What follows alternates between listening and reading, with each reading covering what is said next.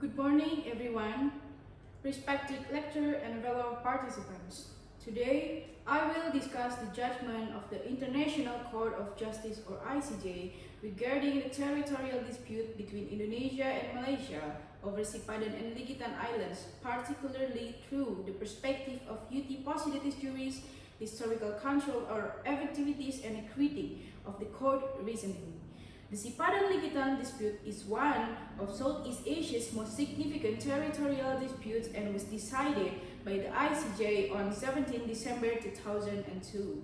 The dispute emerged from ambiguity in colonial territorial arrangement inherited from the Netherlands and the United Kingdom in the Borneo border region.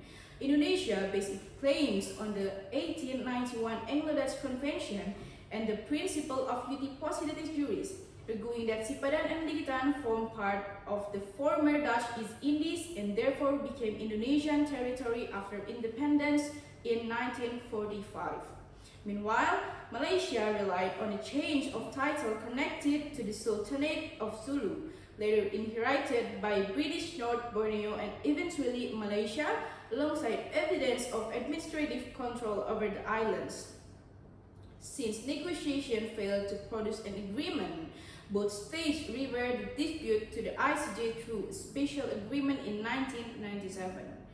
To understand this case, two legal doctrines are particularly important: UT Possidetis juris and activities.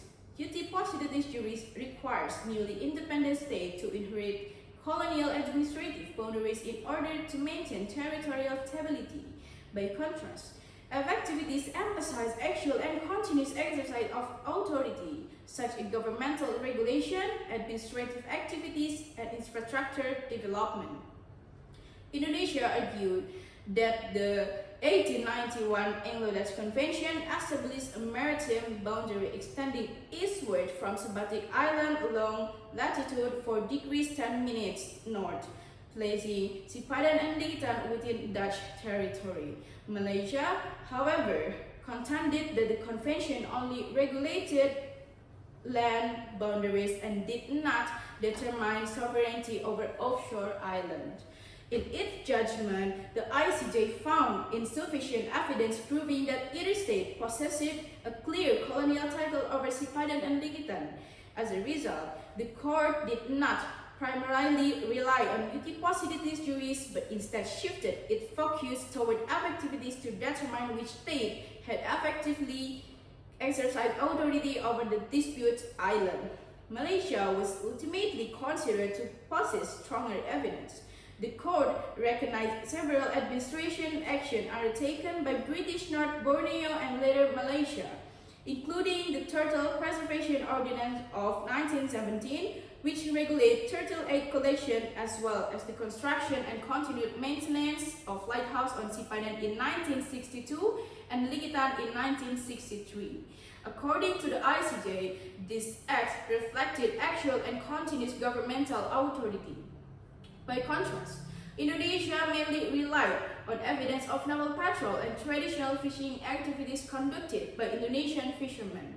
However, the court held that these activities were insufficient to demonstrate official state authority because they did not amount to formal governmental administration. Based on this consideration, the ICJ ruled that sovereignty over Sipadan and Likitan belonged to Malaysia. Despite the ruling, the court's reasoning has received substantial criticism. One major criticism concerned the ICJ's interpretation of the 1891 Anglo-Dutch Convention, which many scholars consider overly restrictive because the court limited its interpretation to land boundaries without adequately considering the possibility that the boundary logically extended into maritime territory. As such, some scholars believe Indonesia's treaty interpretation had a strong legal basis than the court acknowledged. Further criticism concerned the court's reliance on activities. Although Malaysia's conservation measures and lighthouse construction were recognized as evidence of state authority, some scholars argue that these actions may not have been sufficiently substantial to outweigh historical and treaty treaty-based claims. Similarly, critics argue that the ICJ gave insufficient consideration to the long-standing activities of Indonesian fishermen, which could also indicate a historical connection to the disputed territory.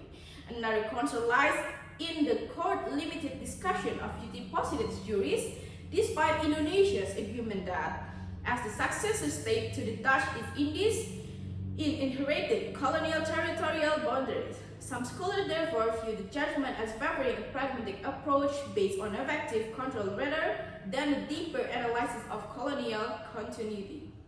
In conclusion, the Sipadan Ligitan case demonstrated that in territorial dispute, effective administration may become decisive when legal and historical evidence is unclear. The judgment also highlights the importance of systematically documenting governmental activities in border region. As such, records significantly strengthen sovereignty claims under international law. At the same time, the case shows that Indonesia's legal position was not entirely weak. Several of Indonesia's arguments, particularly regarding treaty interpretation and duty positive juries, continue to possess legal relevance and remain the subject of scholarly debate today. Thank you.